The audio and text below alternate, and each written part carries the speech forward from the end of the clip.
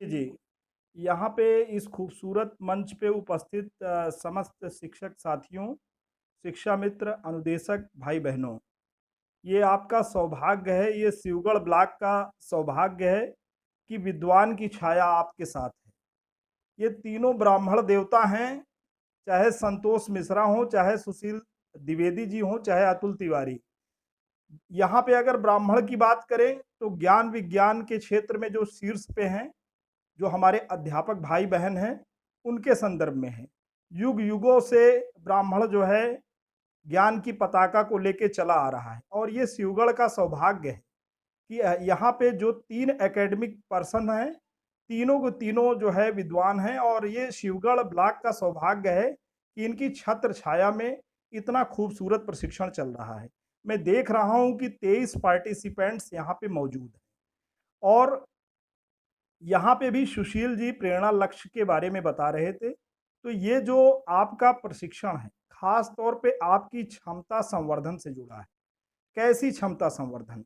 3 हस्त पुस्तिकाएँ हैं, जो कि आधारशिला ध्यानाकर्षण और शिक्षण संग्रह के नाम से जानी जाती हैं। यहाँ पे भी सुशील जी बोल रहे थे कि कक्षा 1 से 5 तक हमारे क्या हैं प्रेरणा लक्ष्य हैं।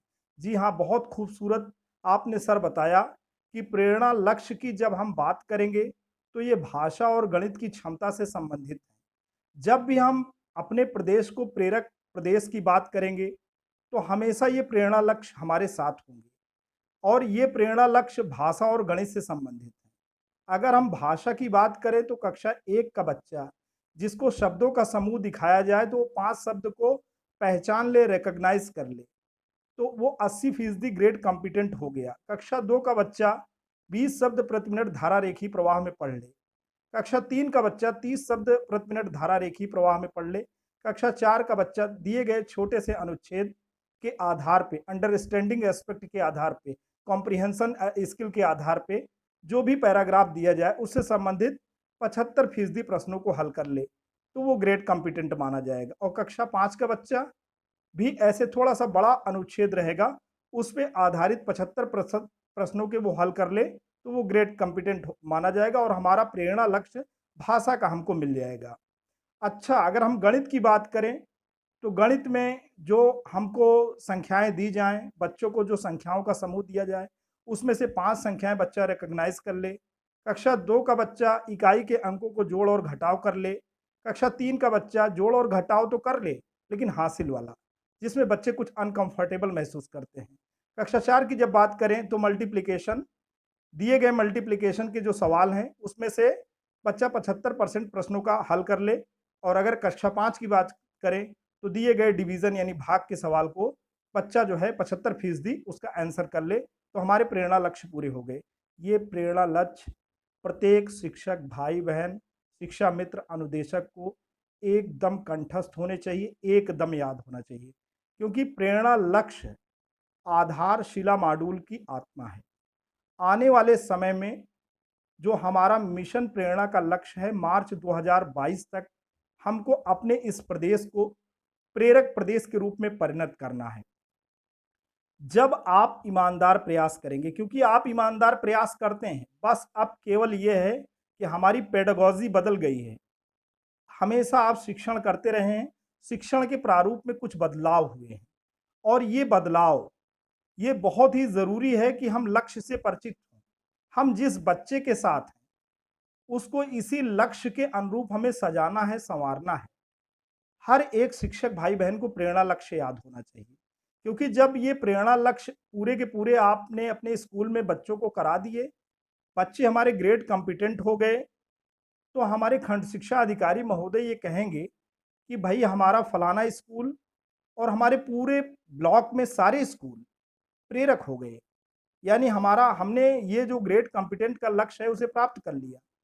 ऐसे ही जब बच्चा प्रेरक हो जाएगा, विद्यालय प्रेरक हो जाएगा, ब्लॉक प्रेरक हो जाएगा, हमारा जनपद प्रेरक हो जाएगा, हमारा मंडल प्रेरक हो जाएगा, उसके बाद सारे मंडल जब प्रेरक हो गए तो हमारा प्रदेश प्रेरक हो जाएगा। तो एक कोई बाह्य संस्था आएगी, कोई एक्सटर्नल एजेंसी आएगी जो कि रैंडम आधार पे 20 स्कूल को किसी भी ब्लॉक के सिलेक्ट कर लेगी।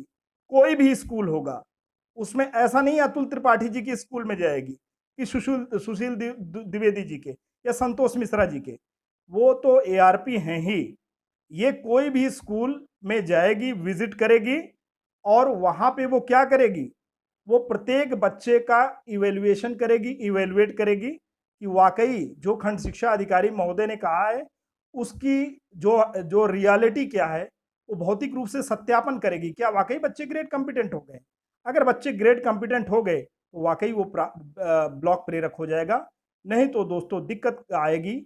और इसलिए आप ईमानदार पहल करें, आपसे शुरुआत होनी है, क्योंकि हमारा हर एक शिक्षक जब मॉडल होगा, प्रेरक होगा अपने में, क्योंकि शिक्षक का नाम ही प्रेरणा है। शिक्षक युगों युगों से प्रेरणा रूपी मशाल को लेकर के आगे चला है।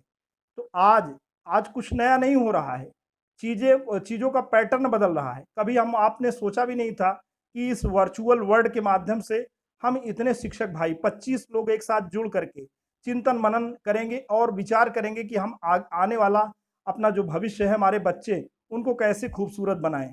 लेकिन ये तकनीकी है कि हम अपने ऑफिस में बैठ करके, आप जो है विद्यालय में या घरों में बैठ करके, और यहाँ पे ये बीआरसी सेंटर पे बैठ करके कैसे हम एक दूसरे से जुड़ करके अपनी क्षमता संवर्धन कर रहे हैं। तो ये आधारशिला मॉड्यूल है। ध्यानाकर्षण की बात करें तो ध्यानाकर्षण की जब हम बात करेंगे तो ये रेमेडियल टीचिंग से संबंधित है। सारे बच्चे पूरे हमारे विद्यालय में जो बच्चे आते हैं वो बहुआयामी पृष्ठभूमि के होते हैं। कोई बच्चा गरीब है, कोई बच्चा अमीर है, या घर का जो वातावरण है बच्चे स्कूलों में लेकर के आते हैं। तो ज़रूरी नहीं कि सारे बच्चे एक ही मानक पे फिट बैठें। कोई बच्चा तेज हो सकता है, कोई बच्चा सामाजिक मनोवैज्ञानिक या घरेलू पृष्ठभूमि की वजह से कमज़ोर भी हो सकता है। तो शिक्षक को ये देखना है, अवलोकन क्षमता के आधार पे आप देखेंगे। आप क्या देखेंगे कि हमारा ये बच्चा पीछे जा रहा है, तो आप क्या करेंगे, बेसलाइन डेटा कलेक्ट करेंगे। कैसे कलेक्ट करेंगे? ध्यानाकर्षण शिविर के माध्यम से। शिविर हमारा अप्रैल में 30 दिन और मई में 20 दिन यानी 50 दिन का होना चाहिए था। कोरोना नामक वैश्विक महामारी के कारण नहीं हो पाया। स्कूल खुलने पे यानी बच्चों के आने पे आप क्या करेंगे, बेसलाइन डेटा कलेक्ट करेंगे। आप कहेंगे कि सर कैसे कलेक्ट करेंगे? सीधी सी बात है, कक्षा 3 का बच्चा है तो कक्षा 1 और 2 की विषयवार कक्षावार दक्षता उसमें आनी चाहिए। नहीं आई है तो वो, अब आप कहेंगे विषयवार कक्षावार दक्षता कहाँ मिलेगी? ये प्रेरणा सूची में मिलेगी और वो प्रिंट रिच मटेरियल स्कूल खुलने पे आपको मिल जाएगा। आप बिल्कुल परेशान ना हो। प्रेरणा सूची में विषयवार कक्षावार दक्षता रहेगी और प्रेरणा तालिका में एक शीट पे तकरीबन 30 बच्चों का ये विषयवार कक्षावार दक्षता आप लिखेंगे और ये प्रेरणा तालिका आपके विद्यालयों में कक्षावार चस्पा रहेगी। आपके विद्यालय में श्री संतोष मिश्रा जी, अतुल तिवारी जी और हमारे सुशील द्विवेदी जी ये विजिट करेंगे। ये प्रेरणा तालिका देखेंगे कि आप प्रत्येक बच्चे का जो विषयवार दक्षता है प्रेरणा तालिका पे एंट्री कर रहे हैं कि नहीं। हेडमास्टर के साथ मीटिंग करेंगे, हेडमास्टर भी उस पर साइन करेंगे और एआरपी सर भी साइन करेंगे। तो कुल मिलाकर के जो सर कर रहे हैं, जो आपको ट्रेनिंग दे रहे हैं, पूरी तन्मयता और एकाग्रता से ट्रेनिंग लीजिए, क्योंकि जब ये विद्यालय जाएंगे तो आपसे ये पूछेंगे कि हमने तो ट्रेनिंग में आपको बता रखा था। अभी आप बिल्कुल हल्के में इसे ना लें, क्योंकि ये हल्के वाली चीज़ नहीं है। आने वाले समय में संपर्क फाउंडेशन ने हमसे कांटेक्ट किया है। इंग्लिश मीडियम जितने भी परिषदीय विद्यालय पूरे जनपद में हैं, चाहे वो शिवगढ़ में हो चाहे गौरा में, आने वाले समय में अक्टूबर के अंदर ही संपर्क फाउंडेशन के माध्यम से प्रशिक्षण आपका होना है। तो बिल्कुल आप तैयारी रखिए। ये जो प्लेटफॉर्म है ये यूनिक प्लेटफॉर्म है, आप बिल्कुल इसके साथ फ्रेंडली हो जाइए। तो हम ध्यानाकर्षण मॉड्यूल की बात कर लिए। अब शिक्षण संग्रह क्या है? शिक्षण संग्रह है कि शिक्षण का संग्रह, टीचिंग का कलेक्शन। तो टीचिंग का कलेक्शन क्या है? जो आपके जो कोई भी किताबें हैं, हर किताब में जो चैप्टर हैं, हर चैप्टर से संबंधित 100 more than 100 lesson plan available हैं और वो प्रोजेक्ट में पहुंच चुके हैं। तो वो प्रोजेक्ट में जो लेसन प्लान है वो मॉडल टीचिंग के लेसन प्लान है, उसको सुशील जी और ये हमारे अतुल जी आपको देंगे और उसी लेसन प्लान के अकॉर्डिंगली आप पीरियड 1 से लेके 8 पीरियड तक लेसन प्लान डिजाइन करके according to the learning outcome. आप सोच रहे होंगे सर लर्निंग आउटकम, ये सब नए नए कंसेप्ट कहाँ से आ रहे हैं? बिल्कुल नए नहीं है, सब कुछ वही है, थोड़ी तकनीकी शब्दावलियाँ। आप जो भी लर्निंग आउटकम बेस्ड अभी एग्जाम हुआ था सेट 1 सेट 2, उसमें CDE कैटेगरी के बच्चों को सेग्रीगेट कर लेंगे, छांट लेंगे, उन्हीं बच्चों को मुख्य धारा में लाएंगे और लर्निंग आउटकम पे बेस्ड आपको जो है लेसन प्लान बनाना होगा। बहुत कठिन नहीं है। लेसन प्लान इकाई के अंकों का ज्ञान है, ये लर्निंग आउटकम बोध कराना है, उसी पे लेसन प्लान बनेगा और ये मदद करेंगे। ऐसा कुछ नहीं है कि ये जो यहाँ पे गूगल मीट है आपके लिए पैनिक और भय पैदा करने का एक यंत्र है, बिल्कुल नहीं।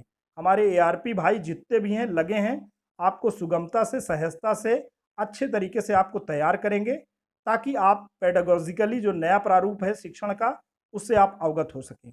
हर स्तर पे आपकी मदद की जाएगी और इस मंच पे मैं निवेदन भी करूंगा। हमारे एआरपी शिवगढ़ में 3 हो गए हैं, 2 पद रिक्त हैं। कार्यालय जिला बेसिक शिक्षा अधिकारी महोदय के माध्यम से विज्ञापन आमंत्रित हैं। 30 जुलाई जो है 2020 लास्ट डेट है। आप 2 पद जो खाली हैं बिल्कुल भरें। आप टीचर जो है एजुकेटर हैं और शिक्षक को प्रशिक्षण देने का ये पुनीत कार्य है। आप इसमें शामिल हों। इसके वेतन के अलावा 2500 रुपये अतिरिक्त आपको मिलना है। तो शिक्षण संग्रह भी मैंने बता दिया। अतुल जी, सुशील जी और संतोष मिश्रा, आप सभी को हार्दिक आभार और धन्यवाद कि आपने इस खूबसूरत मंच पे मुझे बोलने का सुअवसर दिया और सभी शिक्षक साथियों के प्रति भी आभारी हूँ कि आज आपके बीच में मुझे आने का मौका मिला। Thanks a lot for watching and listening. धन्यवाद सर। अजय सर, आपका बहुत बहुत धन्यवाद। डीसी महोदय, हम लोगों को आप जी कर रहे थे, जी, बहुत बहुत आपने धन्यवाद। मीटिंग में प्रतिभाग किया सर।